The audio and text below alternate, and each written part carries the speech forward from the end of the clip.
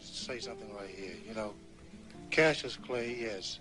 Why do you want to say Cassius Clay when Howard Cosell and everybody is calling you Muhammad Ali? Then why you got to be the one of all people whose color to keep saying Cassius Clay? Howard Cosell is not the one who's going to fight you. I am. You're making it really hard on yourself now. Why don't you keep the thing in the sport angle? Why don't you call me my name, man? Well, what's your name? You told me your name was Cassius Clay a few years ago. I never told you my name was Cassius Clay. My name is Muhammad Ali, and you will announce it right there in the center of that ring after the fight if you don't do it now. For the benefit of this broadcast, him, all right? You just acting just like an old Uncle Tom. Another Florida Patterson. I'm going to punish you. You ain't got no... Back off. Don't call me no Uncle Tom. That's what you are, Uncle Tom. Why are you going to call me Uncle Tom? You heard me. Just back off of me. And so, ladies and gentlemen, as the two contestants prepare for battle right now, back off.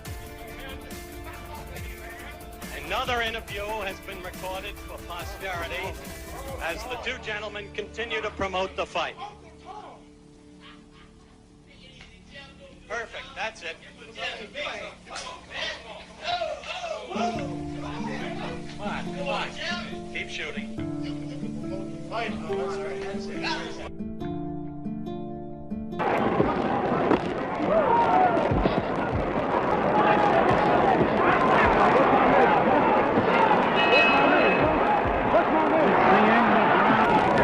Knock him out, he should go in after. What's my name?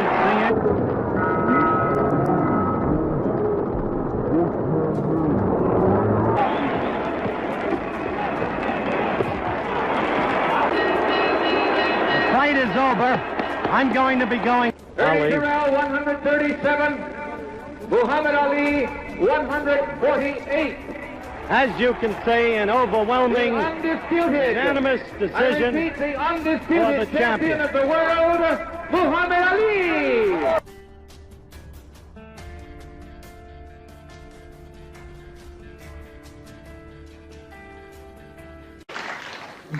But I mean, you're a public figure, and you're one of those public figures who... Did you say nigger? No, I said a public figure. I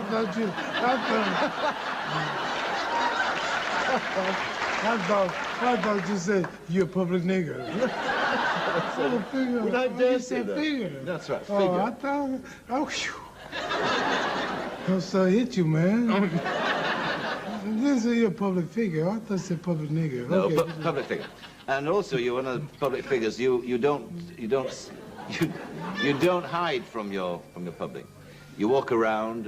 You talk to people. You meet people. That's right. Have you ever thought about being assassinated? Didn't I read your mind? You did. See? I wrote a poem. Better far from all I see, to die fighting to be free. What more fitting end could be? Better that I say my sooth. I rather die demanding truth while I'm still akin to youth. Better now that I made own, now that fear of death is gone, never mind another dawn. If I get shot or something happened to me, it'd have to be because somebody don't like me for what I believe and represent things. Yes, sir. And I'd die for that. You would. And let me tell you, if somebody want to get you, see, in the Holy Quran, the Islamic Bible, it says, not one soul comes on earth without the permission of Allah, God. Not one soul leaves without the permission. When you die, it's time. So I don't believe that it's time for me to die in that way. If it is, then I welcome it. Because if you're the president and somebody really wanted you, I don't care how much you have security, if somebody would give their life for you, they'd come up and say, give me your autograph. And just take me, don't care. So when a person don't care for his life, you dead. So how can I worry about all the people in the world, all the countries who want me? I don't want to know. If it happens, it's God's will. If I ride an airplane, I'm not scared of nothing. And I fly every day and I hate them. You still hate them? Man, we got in a thunderstorm a couple of weeks ago, and that plane went up, went down, the wings did that, and the back tail of the plane shook, and I almost knew it was gonna split and crack. Could you imagine a plane cracking up when you're not dead yet and it split, and you're flying out? Ah! And you're out there flying through the clouds, you wait to hit the ground. Ah, it's a bad feeling. You never lost that fear of flying? I know I fear it, but I always wonder what would happen if something happened. Yeah, yeah. So I don't worry about dying. Do you have a bodyguard? Do you have... No. You don't? I got one bodyguard. He has no eyes, though he sees. He has no ears, though he hears. He remembers everything with the aid of mind and memory. When he wishes to create a thing, he just orders it to be and it comes into existence. But this order is not conveyed in words, which takes a tongue to formulate or his sound carries ears. He hears the secrets of those under quiet thoughts. He stops those who's that? That's God. Oh, he's my bodyguard. He's your bodyguard. He's the supreme, the wise. So if I can't depend on him, if I get a bodyguard, I'm telling God, I don't trust you. I'm telling God, I'm watching for everybody. He gets at the gun. I'll watch for somebody. No. Allah is my God.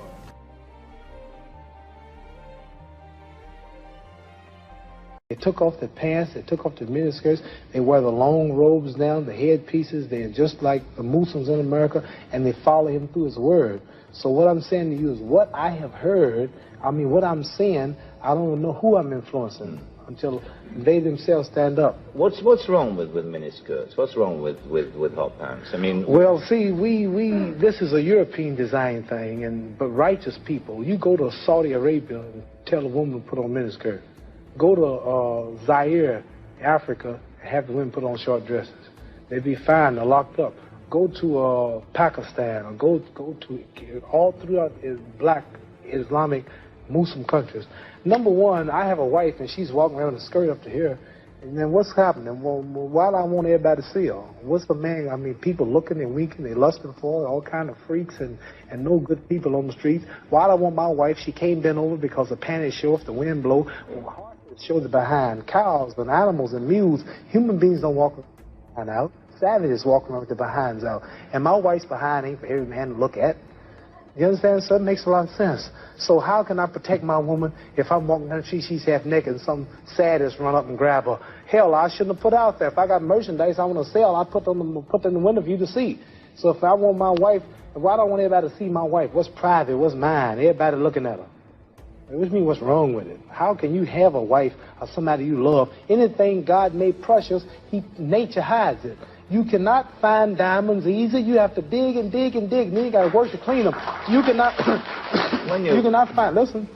You cannot find gold. Everything God made valuable, He made it hard to get. Pearls, rubies, and ain't my oil. You have to dig, and half the time it don't strike. Everything God created that was valuable, He made it hard to get to. Ain't my woman more important than some diamonds and some oil and some gold when she's the field which produced my sons and daughters? Why should she walk around all nude in all of these design clothes? Her breasts is out. She's on the beach wearing clothes that show more than her panties when she go to bed.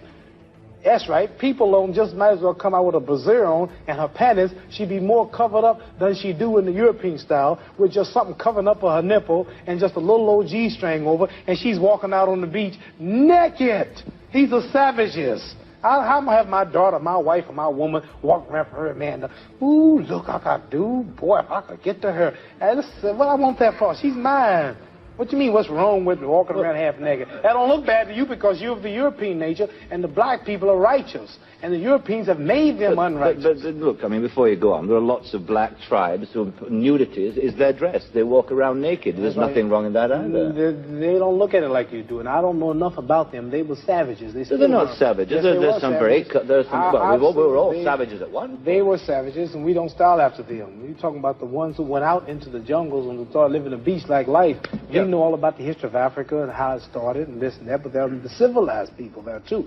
And these are the ones we pattern. I want you two people to stand up and take a bow to show you how women dress and how my wife that'd be interesting. Let's look at that. Because the sisters stand up who've been converted to our movement in America. This is where our women dress. Can we put the lights These are women right here. Do that look bad to you? Ain't that beautiful?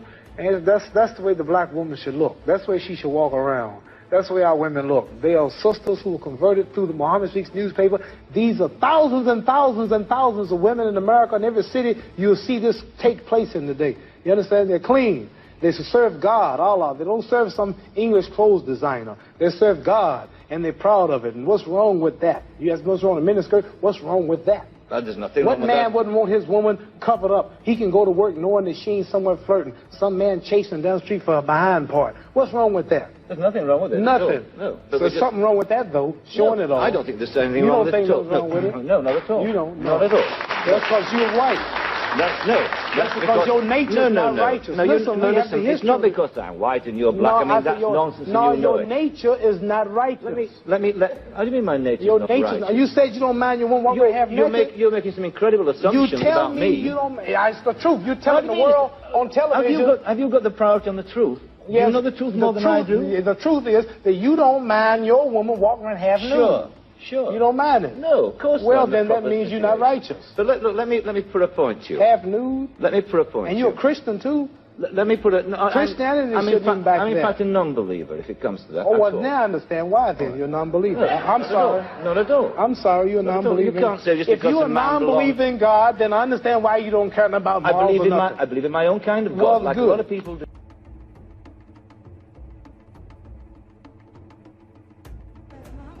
I'd like to know what you're going to do when you retire from boxing.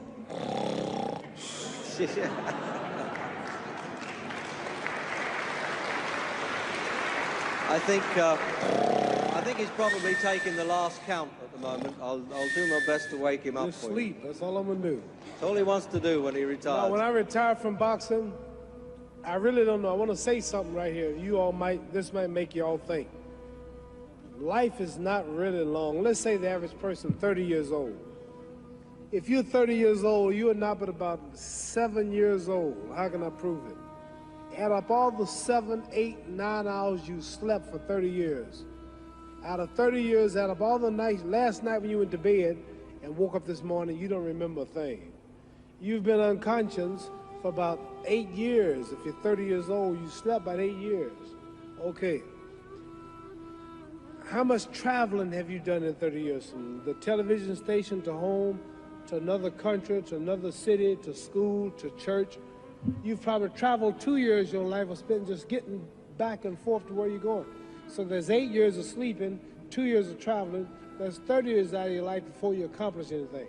How long do you sit in school? In America, we stay in school from the 12th grade from the 1st grade to 12th grade. Same here? Yeah, virtually. 6 hours a day? Yeah. 6 hours a day for 12 years, break it down, you sat in the classroom for 3 years without leaving. Okay, 2 years of traveling, 8 years of sleeping, 3 years of school. How many movies have you went to? How many wrestling matches? How much entertainment?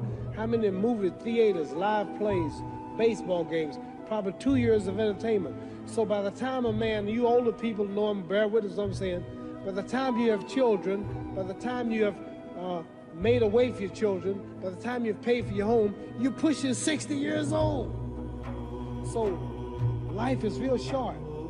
So you add up all your traveling, add up all your sleeping, add up all your school, add up all your entertainment, you've probably been half your life doing nothing. So what am I? I'm 35 years old. 30 more years, I'll be 65. We don't have no more influence. We can't do nothing much at 65. Your wife will tell you that. So what I'm saying, when you're 65, ain't too much more to do. So, did you know I'll be 65 in 30 more years? In those 30 years, I have to sleep 9 years. I don't have 30 years of daylight. I have to travel back to America, take 6, 7 miles.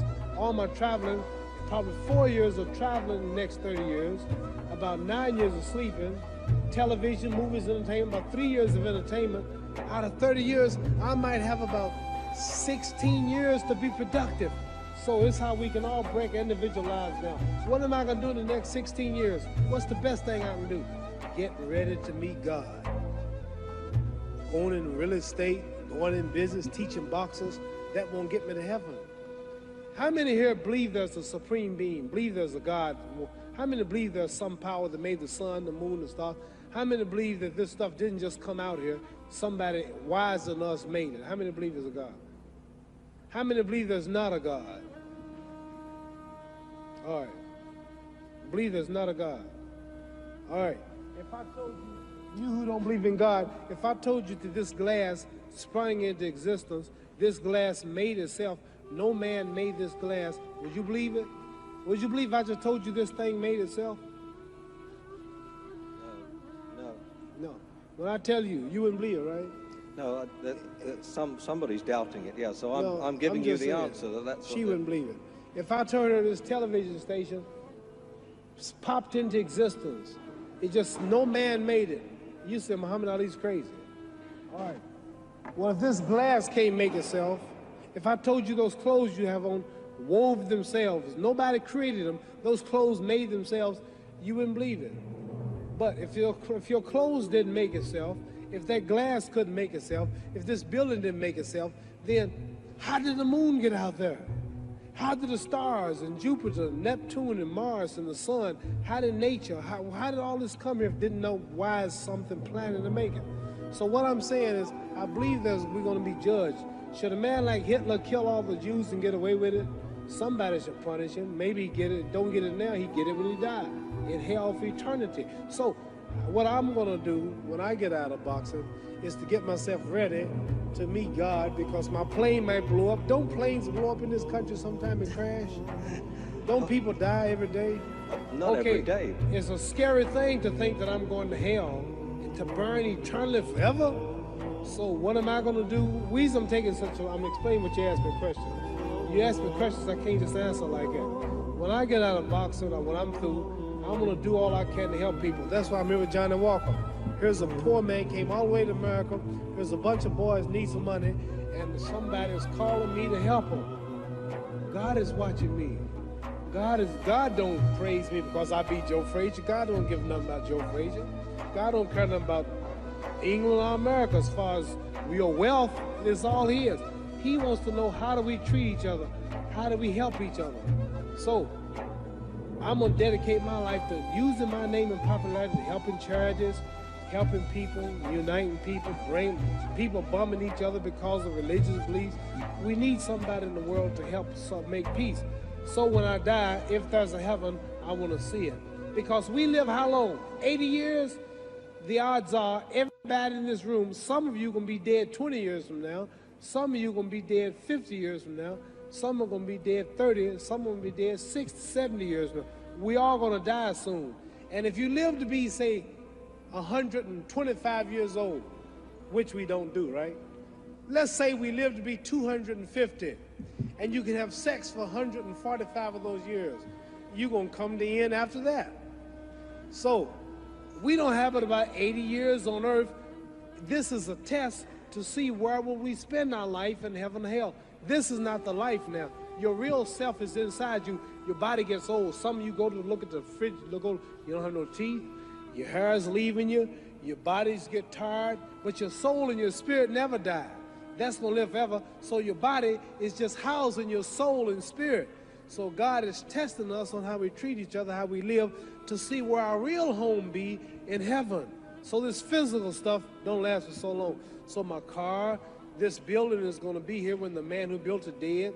There have been many kings and queens of England. They're all dead. After this one is gone, another one will come. So we don't stay here. We're just trustees. We don't own nothing.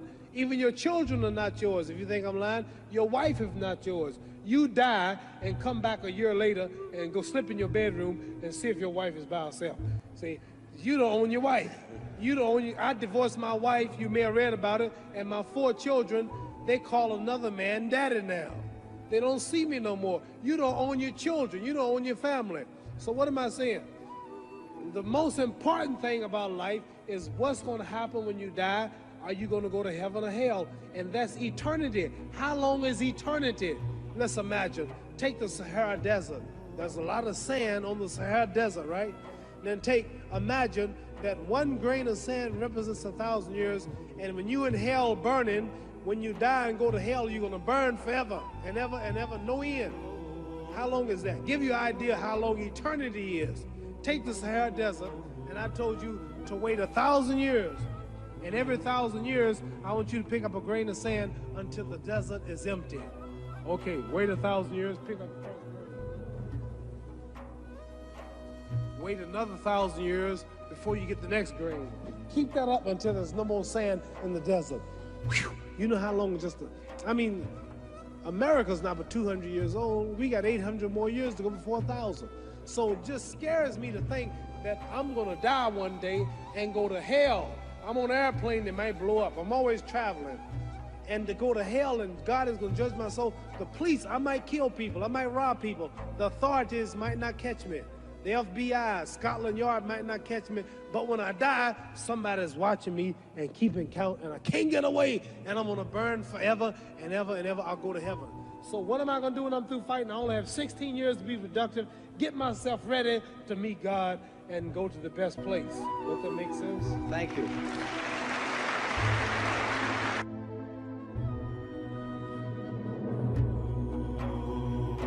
The news that is made in this book is that while everyone knows you suffer from Parkinson's syndrome, there is the damage to your brain has not affected your mental capacity at all. It hasn't. I hope not.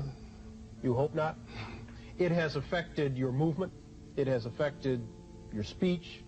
It has affected your facial expression, but it has not affected your mental capacity. Does it bother you when you hear people say, as they do, Muhammad Ali's punch drunk? No. I didn't drink that much. Does it bother you when people say, no, you know, you should have gotten out earlier, you're sick as a result of the punches? If I thought if I did, I wouldn't come on the show. You wouldn't come on here? No, because I'd be worried about what you asked me. When you look at the old pictures of the fast-talking, fast-moving... You show me a picture of me. You show me a picture of you and myself, and we look much younger then. Things change. Does your present condition upset you? Does it bother you? Only a trial from Allah. God tries you in wealth, tries you in pain, tries you in failure, whatever. So I don't know what he's in store. You view this as your trial, then? Yes. How are you passing it? This success, Are you matching the trial? You up to the challenge? I'm doing it right now. Coming on your show. Facing you. Make it sound so hard to do. I started not come. Why? Because I realized I'm not healthy like I was. I realized you'll ask questions like you're asking. But my pride would make me say no. But in the Holy Quran, it says if you got 1 ounce of pride, you can't enter paradise. So it scares me to think that I'm too proud to do your show because of my condition. A short choosing right to the shore. Liston goes down. The numbers and tapes can only hint at the greatness of Ali. He was an Olympic champion. He won 56 pro fights. He commanded the first $1 million purse. He won the heavyweight title a record-setting 3 times. He gave unforgettable performances from Houston to New York and Zaire to Manila. But those days, Ali claims, no longer concerned him. See, I've conquered the world. I've had all the fame. They said the world most known man, made money, wine, women, song. And did you know 25 years is over that quick? So that tells me there's got to be a God or something better than this. You telling me you didn't enjoy it? I thought it did. It's only an illusion. You think about your own death much? 5 times a day when I pray. See, this life is short. This life is a preparation for the eternal life. And people who are spiritual know what I'm talking about. So, I might die tomorrow, I might die next week. I don't know when I die.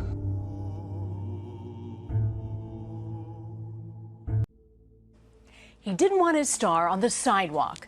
Of the 2,500 stars on the Walk of Fame, Ali's is the only one which is actually up on the wall instead of embedded into the ground.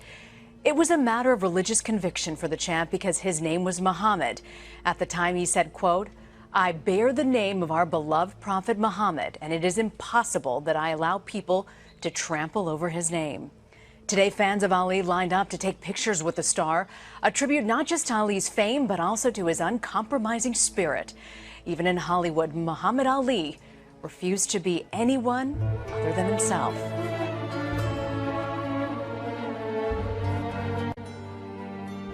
اسمحوا لي قبل أن أفارق هذا المكان المقدس مكان رسول الله صلى الله عليه وسلم أن أكون نائبا عنكم جميعا فأطير برقية تهنئة إلى البطل المسلم محمد علي كلاي. أنا لا أهنئه بنصره على خصمه جورج فورمان، إنما أهنئه على هذا التصريح الذي أدلى به وأذاعه المعلق الرياضي في إذاعة لندن. سئل محمد علي، قال له الصحفيون بعدما انتهت الجولة: لعل أسعد لحظات عمرك هي تلك اللحظة التي انتصرت فيها على خصمك. فقال محمد علي الأمريكاني: لا، إن أسعد لحظات عمري يوم عرفت الله ودخلت دين محمد رسول الله.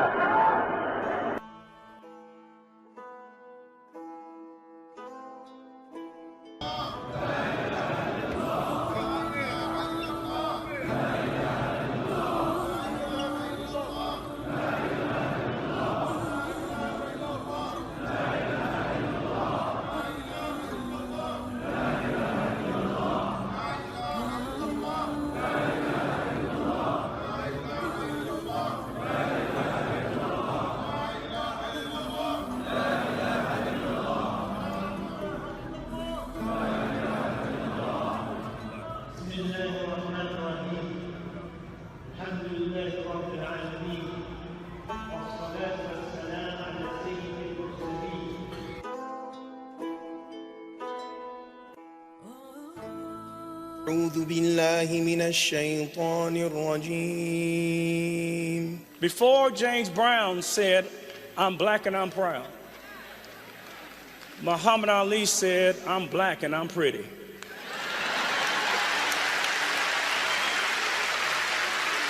And he dared to love black people at a time when black people had a problem loving themselves.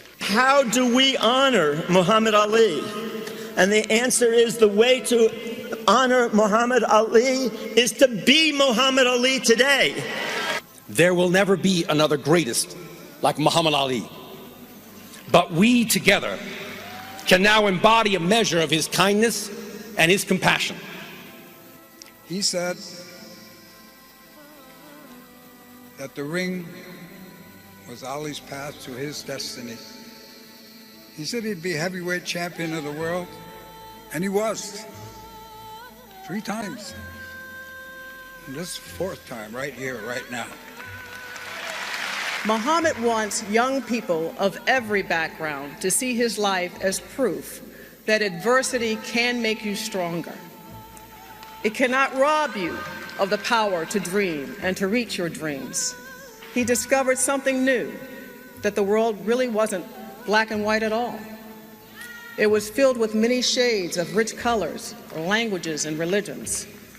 And as he moved with ease around the world, the rich and powerful were drawn to him, but he was drawn to the poor and the forgotten. God is watching me. God don't praise me because I beat Joe Frazier. God don't give nothing about Joe Frazier. God don't care nothing about England or America as far as your wealth is all his. He wants to know, how do we treat each other? How do we help each other?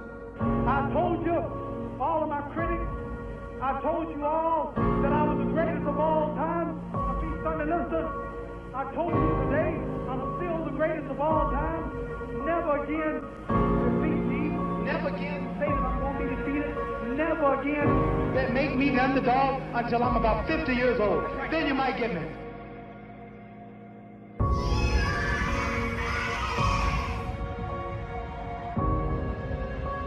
When I die, somebody's watching me and keeping count, and I can't get away, and I'm gonna burn forever and ever and ever. I'll go to heaven. So what am I gonna do when I'm through fighting? I only have 16 years to be productive, get myself ready to meet God and go to the best place. Don't that make sense? He said, I got leukemia and I lost all my hair. I'm getting this chemo. And Ollie said, I tell you what, I'm gonna beat George Foreman and you're gonna beat leukemia. The boy looked at him and said, oh, I hope you're right, Ollie. The sixth round, he whispered in my ear after I hit him in the side, that all you got, George? I'm gonna beat George Foreman and you're gonna beat cancer. Trees have a purpose. What's the purpose of a cow? Okay, what's the purpose of the sun? The sun. Sun. To give us light and peace. To make things grow. So everything God makes, cows, horses, stars, ants, everything has a purpose. Now what's your purpose? You're a human being. If God made the sun have a purpose, humans have a purpose too. And you haven't found your life purpose yet, have you? Yeah. If everybody's born for purpose, what do you think you were born for?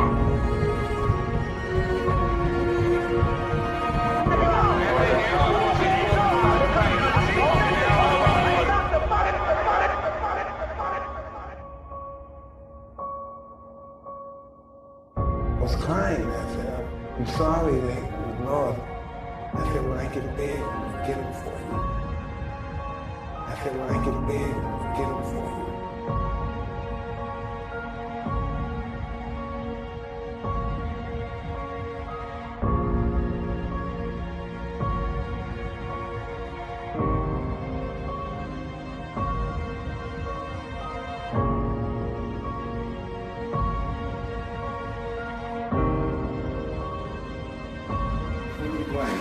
Come on, how you think?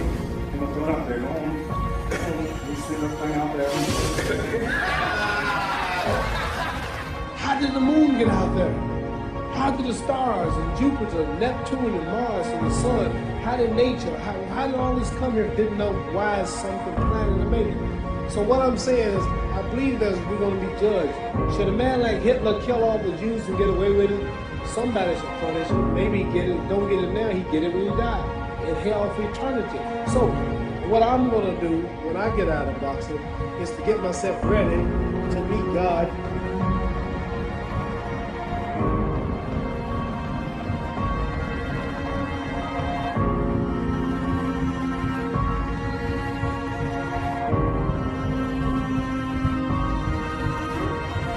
I must be the greatest.